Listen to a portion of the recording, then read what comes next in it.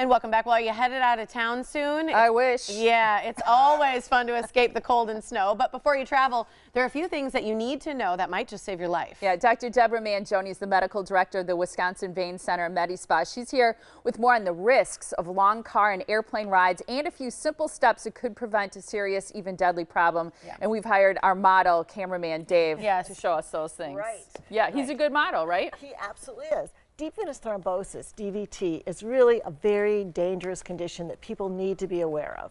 And certain things make you more likely to have this happen. And there's hospitalizations and surgery and things. But the other things that all of us do, travel. Yeah. So sitting still for, in a car or in an airplane especially, really can increase your risk of DVT. And DVT affects 2 million people a year in the United States. Wow. And it kills more people every year than AIDS and breast cancer combined. So AIDS and breast cancer? Wow. Complications, yes. Wow. And what are we seeing? Okay, here you're seeing what happens to a vein.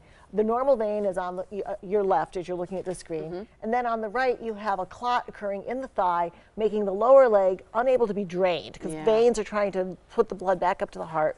And if the clot is blocking that main channel up to the heart, then the leg gets swollen and overfilled because there's just nowhere for the blood to go.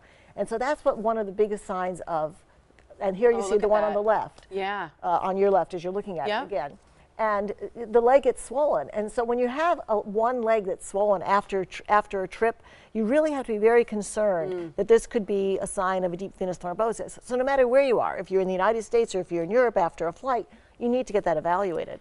Are there other things that you'll notice? Because swelling, like sometimes if they're both swollen, you can feel kind of pressure, but you can't always tell. Right, and so flights can cause swelling in a lot of people. They do in me, they do in you. Me too. So you do have to be aware that maybe if it's the same on both legs, it's not as big a deal. But if your leg hurts, if you have pain in one leg, especially your calf as you're walking, again, that's a sign. Some of the things you recommend, hydration, which is key, whether you travel for this problem or other things.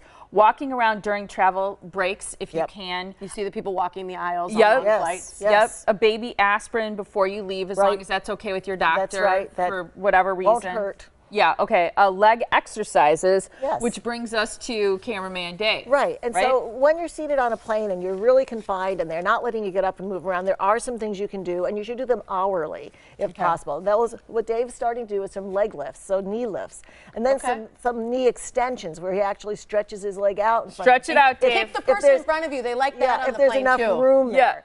But then, other things that you can do every hour are the heel-toe points. Yeah. Because that's really point, like you're a dancer, Dave. What's happening is he's making his calf muscles contract, and that's actually like a second heart. So if your muscles in your calf leg are contracting, you're pumping the blood back to your heart. You say ankle circles. Circles, and then circles too at the ankle. Because all those things help to get that blood back. I'm sticking my feet out in the aisle. I know, you can move your, I'm gonna stick my feet out in the aisle. Better than your there you go. Trip those walkers. Oh, look at that. Now, if at all possible, you should get up and just stretch out a little bit. Even if you're just at your seat and you can't get into the aisle, if you can stand up a little bit and just move around, that's going to help. The biggest problem is people get in these economy seats that used to be called a problem because it was called economy death, because you'd be in these little seats and people would then try to curl up and fall asleep and never move, and their legs really are a problem because their blood supply is being cut off. You're not getting the blood back to the heart. So one of the things you can do if you are sleeping, like I take Dramamine to fly, so I am knocked out. I truly sleep nonstop on a flight. Wear loose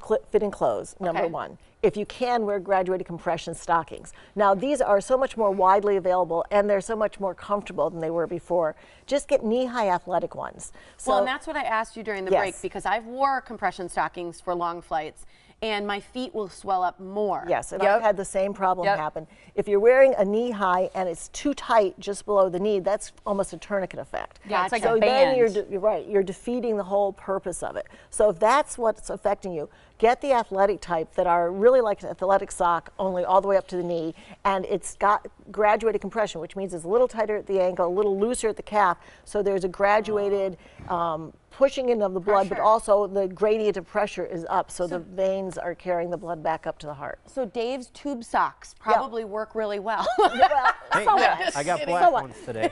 Yeah. But bike stores and running stores even carry these now. So those are places where you can get them. You can easily get them online. You don't have to get a really heavy compression, just a comfortable compression sock. Graduated athletic compression socks is what you need, and you can get them at athletic stores, bike stores, running stores.